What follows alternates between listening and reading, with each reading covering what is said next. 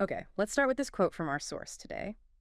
It says, "We're living in a time where most people are mentally sedated, addicted to comfort, addicted to approval.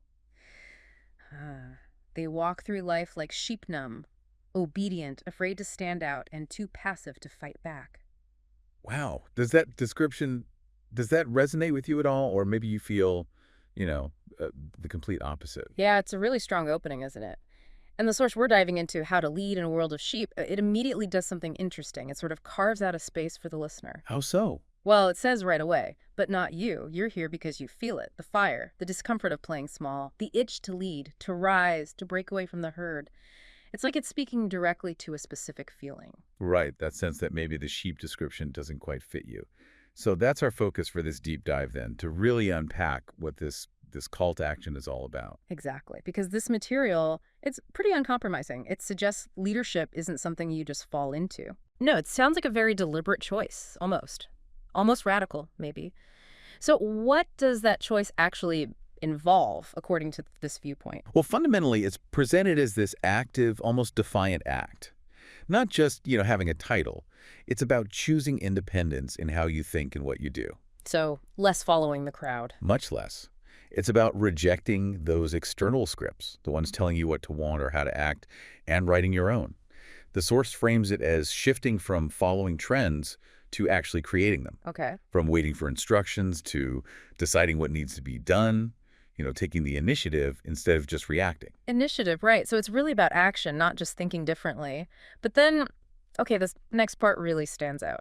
The source is incredibly blunt about the pushback you'll face. Oh, yeah? It says you'll be misunderstood, criticized, mocked.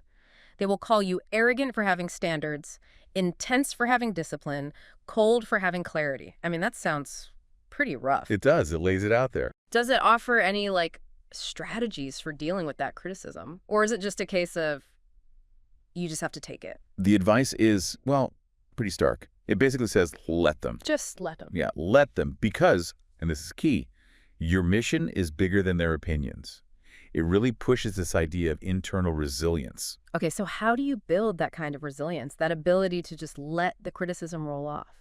Well, the source gives a very direct answer, maybe even a surprising one. It says, to lead, you must first dominate yourself. Dominate yourself. Control your time, your thoughts, your body.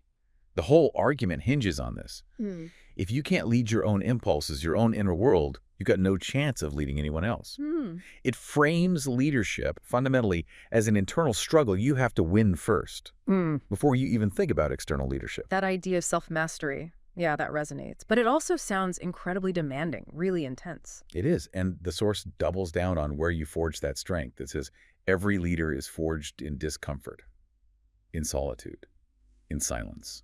Right, I remember that part. It explicitly says not in, what was it, group chats or social media likes? Exactly, but rather in war rooms, gyms at 5 a.m., late nights where you're grinding when the world sleeps.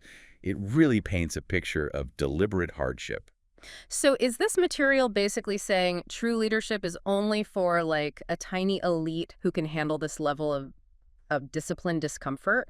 Or is it suggesting this path, this discomfort, is something anyone could choose? It definitely leans heavily into the non-negotiable nature of that deliberate isolation and intense self-discipline. It's built, as it says, when you say no to what everyone else says yes to. Ah, okay. That connects back to that radical independence idea. Precisely. It presents leadership almost as an act of rebellion. You're rejecting mediocrity, you're standing for something, even if that means, well, standing completely alone sometimes. Yeah. It's a very stark, almost Spartan vision. Spartan is a good word for it. So leadership in this view, it's definitely not about winning popularity contests or, getting everyone to like you. Not at all. It's portrayed as a defiant act. And yet, there's a fascinating twist here, isn't there? The source also notes that, okay, most won't follow you at first, but they will watch quietly, Right. They're waiting. waiting to see if you're, quote, real, if you endure. And then when you do, they will follow. That's interesting. It really is. Because, as the source suggests, deep down, even sheep craves a lion to follow. There's this underlying sense that people actually want strong, principled leadership, even if they initially resist it. So there's this arc, starts with Intense self-mastery, internal battles, maybe facing criticism alone, Yep, the discomfort, the solitude. and then emerging as this figure that, because of that struggle and endurance, people are naturally drawn to follow. Exactly. It becomes this almost magnetic pull. And the core advice flowing from that is pretty clear. Become that lion. Come the light. Lead with vision, lead with power, but also, interestingly, lead with scars, with truth, with ruthless compassion. It acknowledges the difficulty, but frames it as necessary. And necessary Because, as the source puts it, the world needs it. And then, almost as a final challenge to the listener, and more than that, because you were born for it. It's a very direct, very personal call. Okay, so wrapping up our deep dive here, it's really clear that leadership, at least according to this source material, isn't just a role.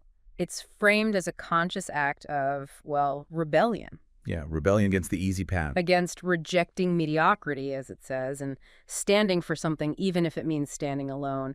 It's all about building that inner strength, becoming that lion that, paradoxically, even the sheep crave to follow. And we've really explored this demanding, but maybe also empowering idea that it all starts with dominating yourself, doesn't it? Controlling your time, your thoughts, your body, which naturally leads to a question for you listening.